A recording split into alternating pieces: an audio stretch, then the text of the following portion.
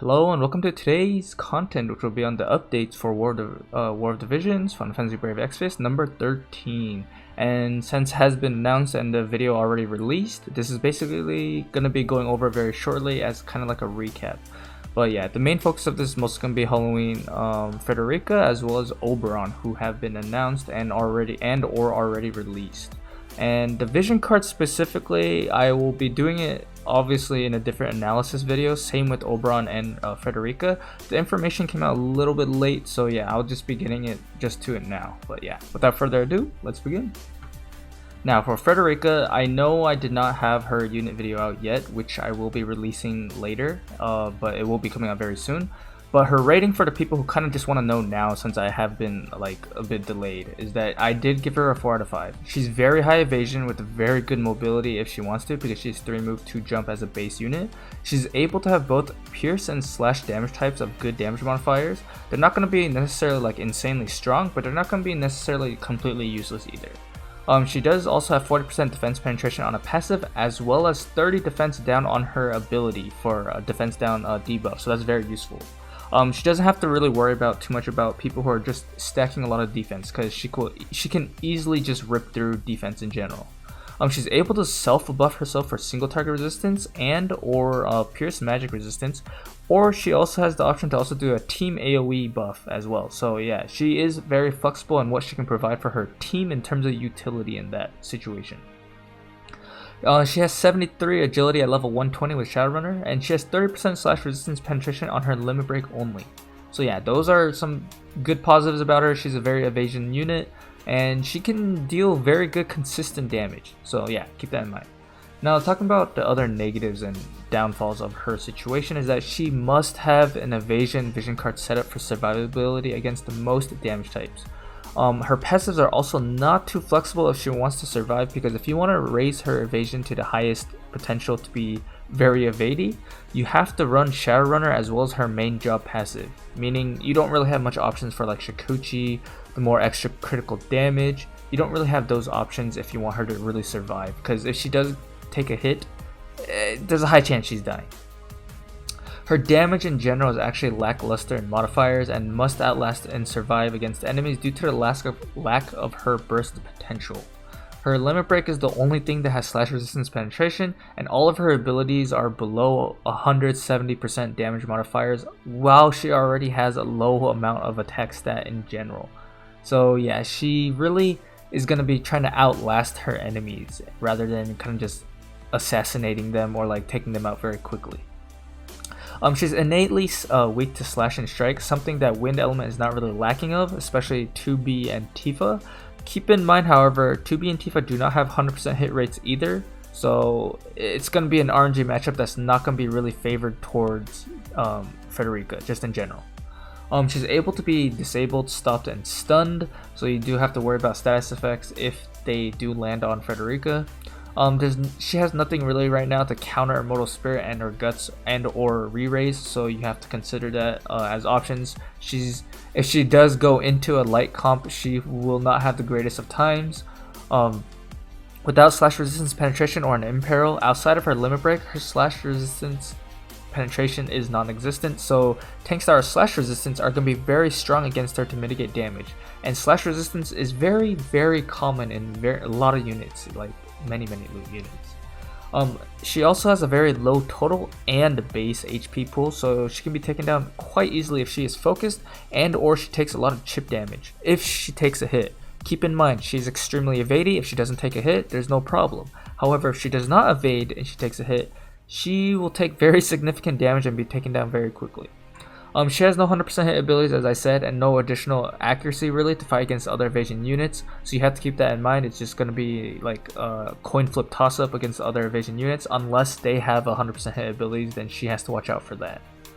She has very short range on most of her harder hitting abilities on her main job, and she has a higher chance of being in range of most AoE abilities, even with a tank on your team. So you kind of have to think about the setups and how you want her to kind of approach her enemies. She has a majority of single target abilities as well, and only one decent AoE ability, which is kind of similar to Venera's like Heavenly Blade AoE, which she kind of has to be in the face of her enemies to use it. But yeah, overall I think Hrika is an extremely good third unit into like the mono earth evasion team, which is like Zazan, Katone, and her. I think they are insanely strong in that niche. However, they do have to worry about wind compositions as well as 100% hit in general, as well as tanks that are either slash or single target resistance, because that is something they will struggle against.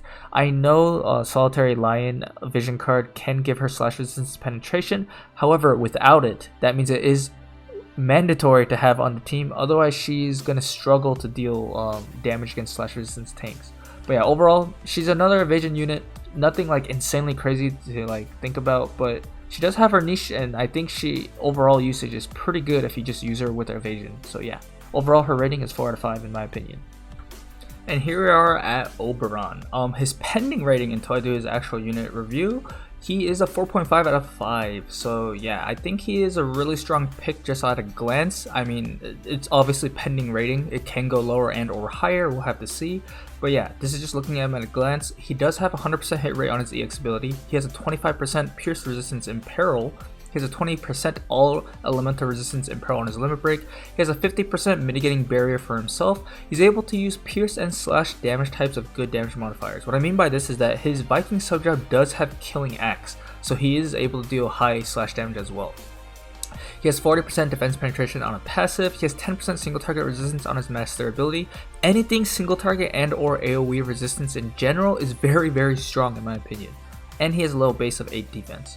He has 50% stun and stop resistance. He's very good into 1v1 lane maps, and what I mean by this is like if a map is kind of separated or set up where units in like slot 1, 2, or 3 will face the other enemies slot 1, 2, or 3 before any other interactions, Oberon will be very good into this because of his single target resistance.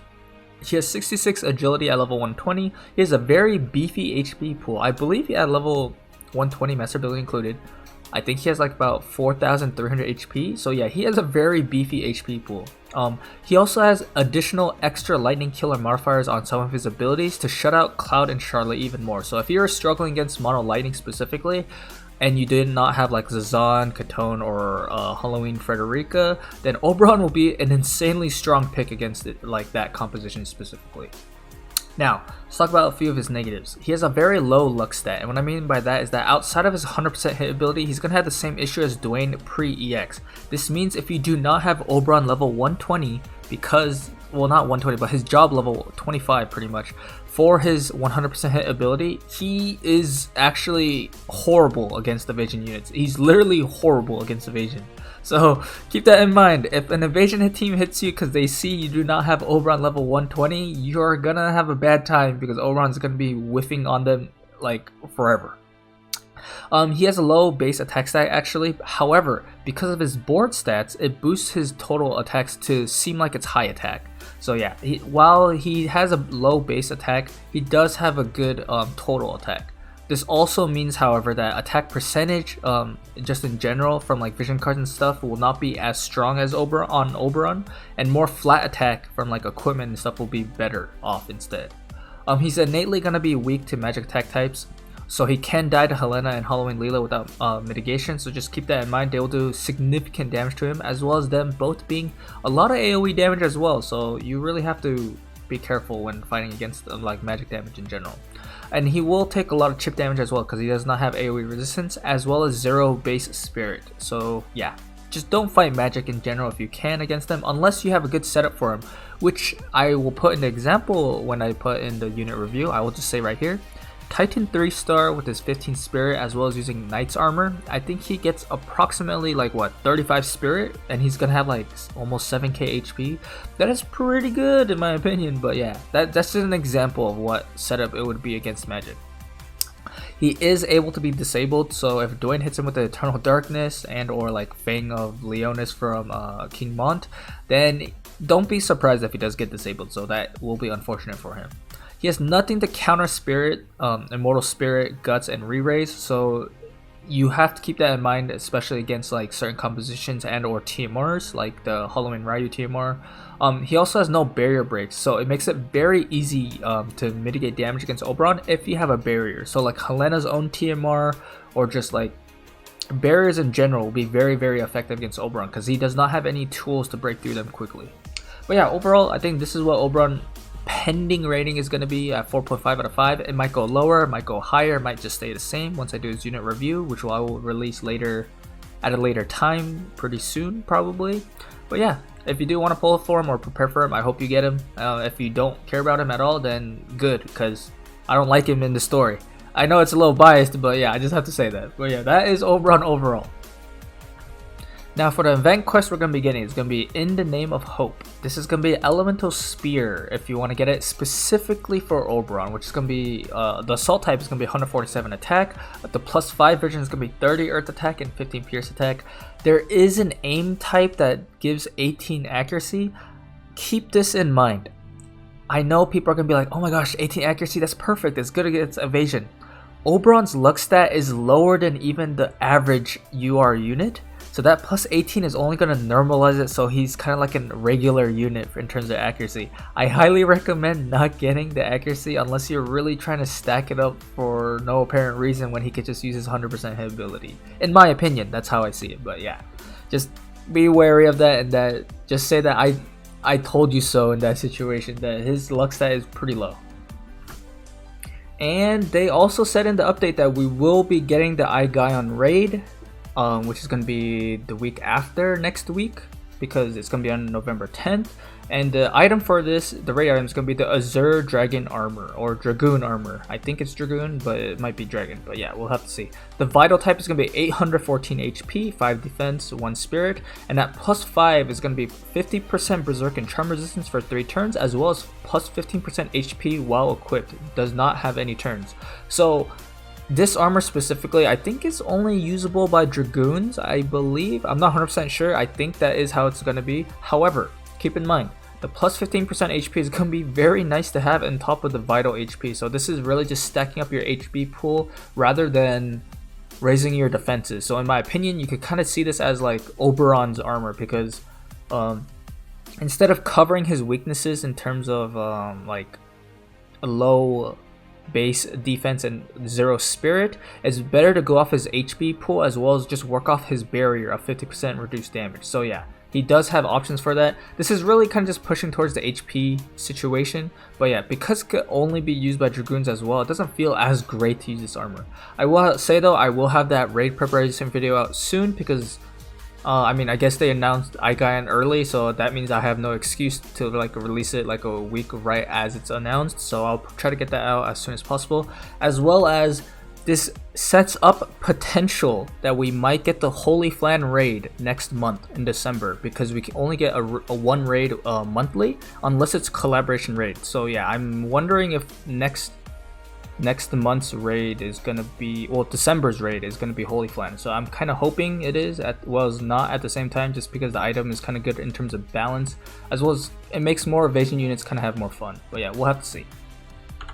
Now some other things we saw in the update is gonna be the present contents from Hiroki. As you can see, the real big difference here is that Oberon, we're getting 10 summons for him specifically outside instead of 2k Visior. I honestly have to say I don't feel too great about this, because it's kind of pushing the Oberon agenda in terms of like, oh, we want you to pull Oberon from this 10 pool just in case, and maybe kind of like want to use more Visior on maxing him because you pulled for him and you feel obligated to, rather than having 2k Visior which you can use to your own situation in all your situations. So I'm not gonna say I support or like I'm glad we get the 10 summons from Oberon. I'd rather have the 2k Visior, but I guess it's better than nothing, so I'll take it for now. But yeah, this is basically gonna be the present contents, so just keep that in mind. And for November, Final Fantasy 15 units maybe? Question mark?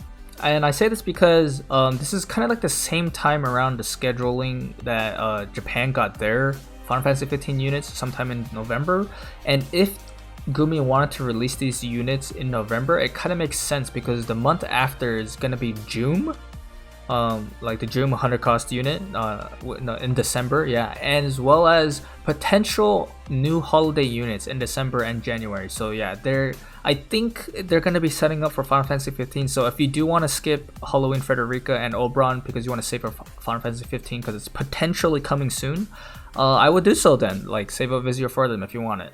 But yeah, I do believe we get Prompto for free. However, Noctis and Aranea will be costing Vizier. So yeah, if you're short on Vizier, I would just start saving up now if you really wanted these units. And we arrived to the end of the video. As always, if you like my little short recap, please leave a like and or subscribe or comment. And yeah, thanks for watching, and until next video, peace out.